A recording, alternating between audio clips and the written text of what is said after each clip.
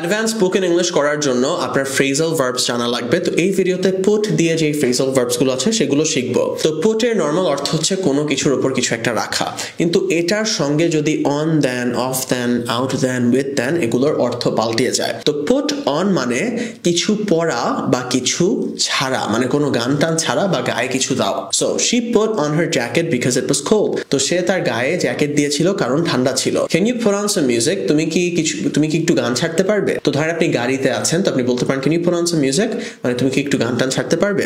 বা can you play some সংসও বলতে পারেন। পুট অফ মানে কিছু বিলম্ব বা স্থগিত করা। তো ধরেন একটা জিনিস কালকে হওয়ার কথা, আপনারা ওইটা সরিয়ে আরো এক সপ্তাহ পরে দিলেন। একটা ইভেন্ট ধরেন কালকে হওয়ার কথা ছিল, আপনি অন্যদিন দিলেন, ডিলে করলেন, ওটাকে পুট অফ বলে। He put off doing his assignment until the last day of submission. তো সে তার অ্যাসাইনমেন্ট করাটাকে পুট অফ করেছে, ডিলে করে দিয়েছে কোন দিন পর্যন্ত? সাবমিশনের শেষ দিন পর্যন্ত, মানে পরে নাকে মুখে গিয়েও অ্যাসাইনমেন্টটা করেছে। সো পুট আউট মানে আগুন নিভানো।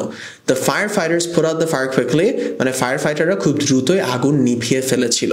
আর put up with মানে কোনো কিছু সহ্য করা, very very important. So she has to put up with construction noises every day. তো ধরেন একটা মেয়ে আছে, তাদের বাসার পাশেই একটা বিল্ডিং এর কনস্ট্রাকশন চলতেছে, তো প্রত্যেক দিন এই কনস্ট্রাকশনের আওয়াজ তার সহ্য করতে হয়। তো she has to put up with construction noises every day. বা ধরেন আপনি প্রত্যেকদিন অফিসে যান, অনেক ট্রাফিক থাকে, এই ট্রাফিক আপনার সহ্য করতে হয়। তো I have to put up with traffic, or I have to put up with terrible traffic every day. যে প্রত্যেকদিন জঘন্য ট্রাফিক আমার সহ্য করতে হয়। Put down কিছু রেখে দেওয়া বা কাউকে ছোট করা, দুইটা অর্থ আছে। So he put down the book and went to sleep. ধরেন কেউ শুয়ে শুয়ে বই পড়ছিল, আর বই পড়া হয়ে গেছে, বইটা রেখে দিল, তারপর ঘুমাতে চলে গেল। বা এই যে আমি ফোনে কথা বলছি, ফোনটা টেবিলে রেখে দিলাম, এগুলোকে পুট ডাউন বলে, জাস্ট কোনো কিছু রেখে দেওয়া। আরেকটা যেটা আছে এটা হচ্ছে কাউকে ছোট করা। It is not nice to put someone down in front of others. তো এটা ভালো না, মানে একটা মানুষকে অনেকের মাঝে ছোট করা। The boss put the employee down in front of everyone, মানে বসটা হচ্ছে একটা কর্মচারীকে সবার সামনে ছোট করেছে। আর পুট অ্যাসাইড হচ্ছে পরের জন্য কিছু সংরক্ষণ করা বা পার্থক্য, ঝগড়া ভুলে যাওয়া। Important, she put aside some money for her vacation. তো ধরেন সে প্রত্যেক মাসে বেতন পায় 50,000, ওইটা থেকে প্রত্যেক মাসে সে 10,000 একটু রেখে দেয়। এটা হচ্ছে put aside. I put aside 10,000 টাকা every month. প্রত্যেক মাসে আমি 10,000 টাকা রেখে দেই ভেকেশনের জন্য, ফর ভেকেশন।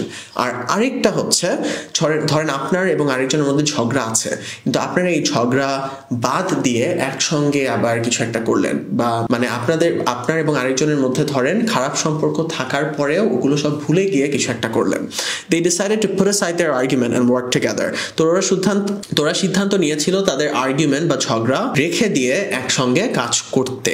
তো পুট দিয়ে যে ফ্রেজাল ভার্ব সেগুলোতে একটা গল্প লেখা আছে, আসেন পড়ে ফেলি যাতে এগুলোর রিয়েল লাইফ ইউজ কেসেস বুঝতে পারি। Elma woke up and put on her favorite sweater. এলমা ঘুম থেকে উঠে গায়ে দিয়েছিল তার প্রিয় sweater. She planned to clean her room but put off the task to watch her favorite show.